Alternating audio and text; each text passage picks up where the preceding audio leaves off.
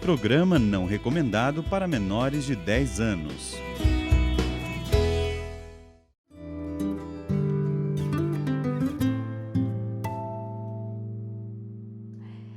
Pois é, como foi seu Natal? Como é que você passou esse período?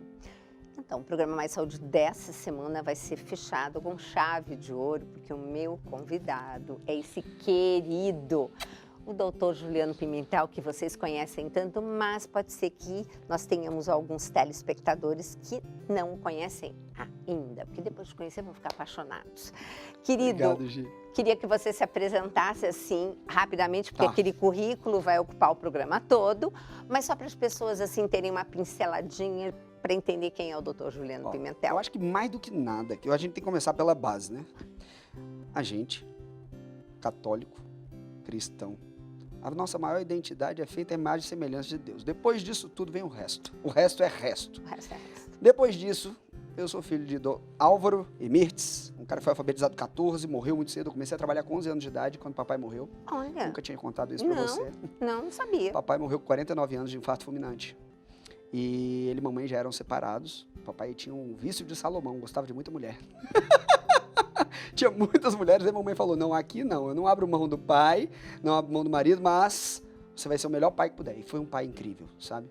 Mamãe é professora de português, eu cresci, minha primeira faculdade foi fisioterapia, depois a segunda eu fiz osteopatia, 5 anos de formação, depois eu fiz medicina, mais 6 anos, aí eu fui para nutroendocrinologia, fiz a parte de medicina relacionada ao envelhecimento, fiz a parte do meu mestrado nos Estados Unidos em comportamento humano, tá? E agora estou fazendo meu doutorado nos Estados Unidos também. Só que aí, numa área completamente diferente. Qual?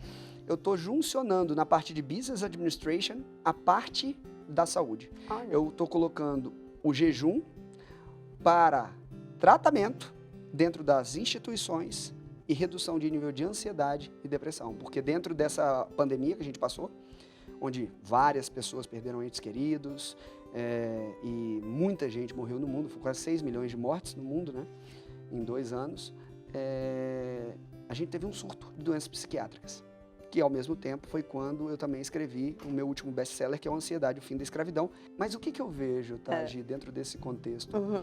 Eu vejo que a minha formação catedrática, quando eu fiz a minha formação como médico, muito pouco foi visto sobre a parte alimentar, muito pouco foi visto sobre a parte comportamental, mental e emocional. E eu, durante a faculdade de medicina, eu fui diagnosticado com doença celíaca. Até os 15 anos, eu tive 27 pneumonias. Eu tenho um nódulo pulmonar.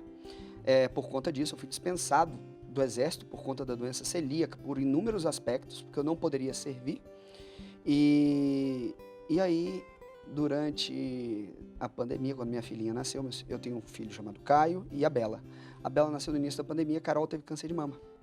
Com 30 dias, quando a Bela nasceu, a gente viu um nódulo de 7 centímetros na mama dela, que é tudo que eu retrato também dentro do livro, porque eu tinha tudo para estar ansioso, porque como médico, eu palpei depois da amamentação e vi um brocotoma de todo tamanho que coube na minha mão pegar assim, ó. Meu Deus. Na hora ela falou, eu vou entrar em jejum.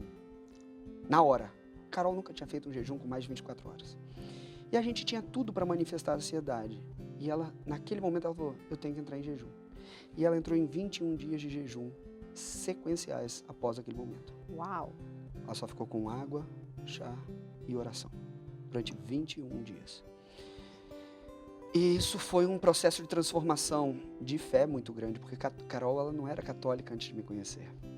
O processo de conversão dela foi gradual desde o nosso casamento.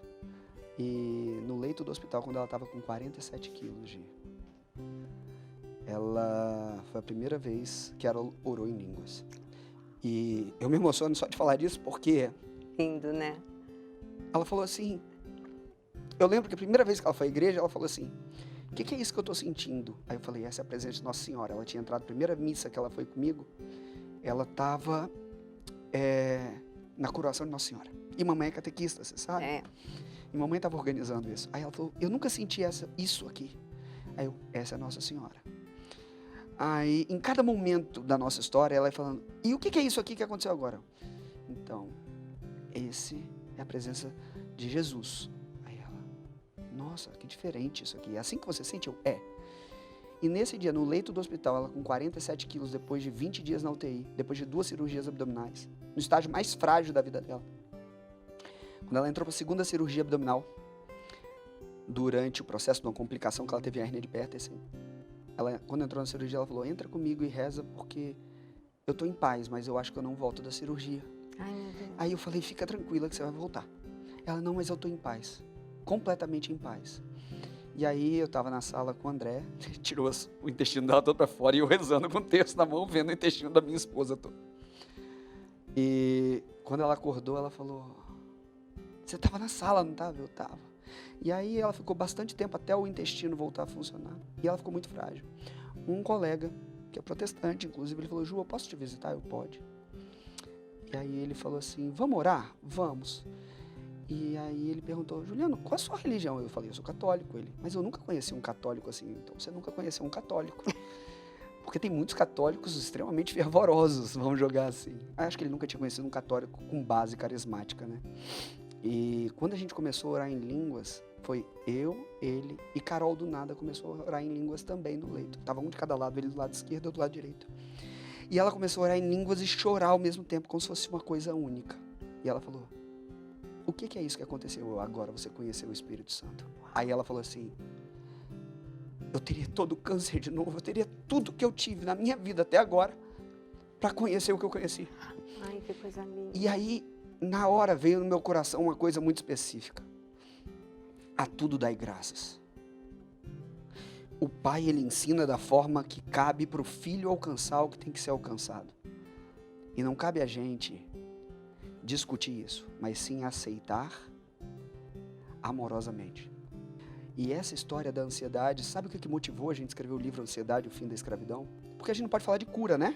Principalmente no país que a gente tem hoje, onde tudo que se fala é fiscalizado. Então, assim, a gente trova ao invés de falar, então a gente canta. Então, é o fim da escravidão. Por que escravidão? Porque eu via muitos dos meus seguidores, a gente tem alunos de 70 países hoje, mais de 100 mil alunos. E eles falavam, doutor, eu me sinto escravo dos remédios. Eu me sinto escravo dessa doença que mostra alguém, e eu vejo alguém que eu não sou. Eu tomo medicação para ansiedade há mais de 20 anos e eu não consigo. Eu fiz tratamento com psicólogo e eu não consigo. Parece que o meu psicólogo virou meu melhor amigo e o tratamento não tem mais efeito e não entendo por que eu não saio disso. Porque o remédio, ele nunca vai curar um processo. Porque o remédio ele só foi feito para gerar uma estabilidade na camada da doença do corpo. E a ansiedade é uma doença que ela atua nas 3 camadas. No corpo, na alma, se a gente pegar as 7 subdivisões de Santo Agostinho, das 7 camadas da alma, ele atua em algumas camadas, a ansiedade, e no espírito. Então ela é uma doença que ela atua nas 3 camadas de existência do corpo. Porque a pessoa, o último lugar que ela está é no presente. E ela cria um futuro imaginário traumático mediante um passado de medo. De medo, de culpa. E aí eu acho que é interessante a gente puxar um outro gancho. O tratamento multidisciplinar é muito importante.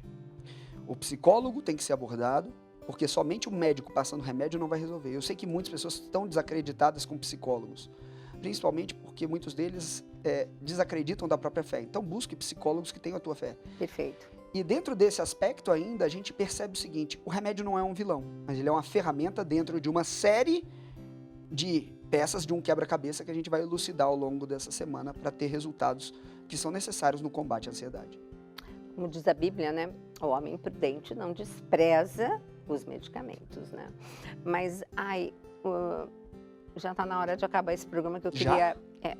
que eu queria tanto que a gente continuasse, que é um tema assim encantador e como o Juliano leva e traz com essa leveza e com essa, né, com essa emoção que nos contagia. Ai, gente, lindo, né? Eu adoro o programa Mais Saúde. Eu também. Chato falar isso, mas eu adoro. Bom, nós estamos aqui então hoje, né, passando essa semana para um ano que vai começar e nós temos vários temas a cada dia. Então, hoje, o Juliano falou sobre a necessidade do medicamento, mas não somente dele. Exatamente. Amanhã, Será que o intestino tem alguma coisa a ver com isso? Tem tudo a ver. Então, amanhã vai ser a hora de falarmos desse órgão maravilhoso que, na verdade, é onde tudo começa e não onde tudo termina. Até amanhã.